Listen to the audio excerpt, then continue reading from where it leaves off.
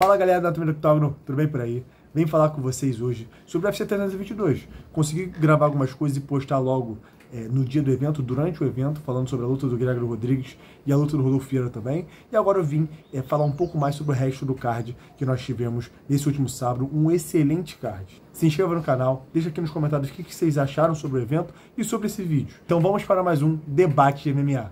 Vamos começar falando do Carlos Prates e Leon Edwards. Carlos Prates teve um começo de luta que deu para ver claramente que ele estava aproveitando psicologicamente a fragilidade do Leon Edwards, que claramente estava muito travado, e o Carlos Prates, eu achei que ele não estava tão solto, mas ele deixou o Leon Edwards muito tenso, com a potência dos golpes dele, dos chutes na perna, dos socos que ele estava procurando encaixar, né? Eu vi, o Carlos Prates é um sniper, ele não é um cara que costuma desperdiçar golpes. Ele é um cara que acaba, quando ele acerta, machuca, ele acerta, nocauteia. Então os caras acabam sentindo e ficando um pouco mais tímidos em relação na luta, né? E o Leon Edwards não conseguiu se soltar por conta da qualidade do Carlos Prates. Acho que o Carlos Prates conseguiu machucar o Leon Edwards logo no começo, o Leon Edwards acabou buscando a queda. E isso mostrou muito sobre o que o Leon Edwards queria para aquela luta. Claramente fazer uma luta mais segura. Carlos Prates conseguiu, a partir do momento que ele conseguiu manter a longa distância, ele conseguiu começar a machucar mais o Leon Edwards, até do que o primeiro round. Conseguiu chutar a perna, conseguiu acertar, quase acertou um cruzadinho de direita que também levaria o Leon Edwards à lona, mas a partir do momento que ele ficou na longa distância, acertou o diretão de esquerda, complementou no chão, e uma luta sensacional, uma performance absurda do Carlos Prates, que vamos debater durante essa semana se é suficiente para conseguir o title shot. Acho que não, mas vamos debater sobre isso durante essa semana, tá bom? Morales contra Sean Brady. Mais uma luta que aconteceu muito do jeito que a gente falou aqui na nossa análise pré-luta. Foi um atropelo do Morales. A diferença de tamanho entre os dois era muito grande. O Morales fez com o Sean Brady o que a gente achou que o Jack Della Maddalena faria contra o Makhachev. E é o que ele fez contra o Belal Muhammad, né?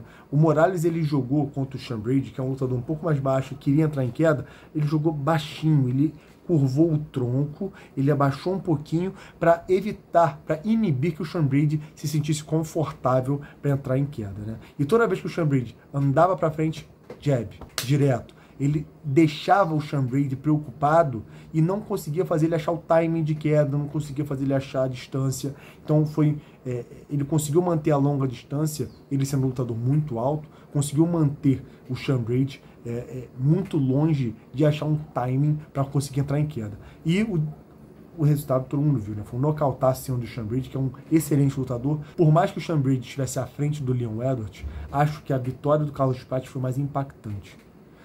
Por ser contra o campeão, pela maneira que foi, o nocaute, ele caiu, o Leon Edwards caiu até de uma maneira um pouco preocupante, né? Caiu sorrindo, assim, claramente não sabia onde estava.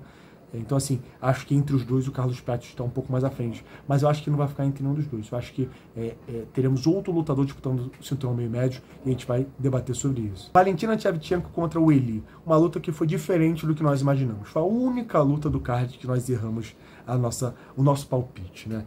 Achei que a Valentina estava mais rápida que a Weili e conseguiu dar uma aula de MMA. Tempo, distância, as quedas também. O Weili estava muito mal no clinch e a Valentina Shevchenko conseguiu quedar o Weili diversas vezes, e muitas das vezes por falta de atenção da Weili, né? Ela conseguiu aproveitar muitas das vezes a falta de atenção da chinesa para conseguir a queda. Foi uma luta que, para mim, consolidou a Valentina Shevchenko como talvez a terceira ou segunda maior lutadora de MMA de todos os tempos, disputando ali com a Cris Cyborg.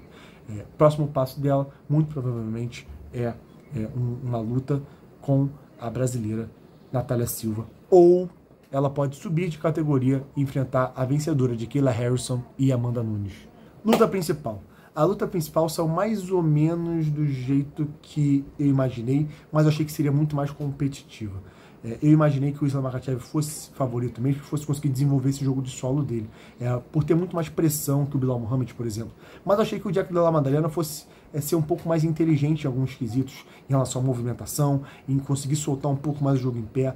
O Jack Della Maddalena, por exemplo, ele estava bloqueando os golpes dele com as duas mãos lá em cima. Isso favorece a entrada de queda do Islam Makhachev, que tem um QI de luta altíssimo. Acho que o Jack Della Maddalena deixou a desejar, mas também o Islam Makhachev fez uma performance absurda. Acho que vai ser uma luta que vai ficar para a história pelo domínio do Islam Makhachev. Se adaptou muito bem ao peso. O Jack Della Maddalena não chegou nem perto de levantar em nenhuma vez. Então, acho que foi uma luta que consolidou o Islam Makhachev, na minha opinião, como número 1 peso por peso.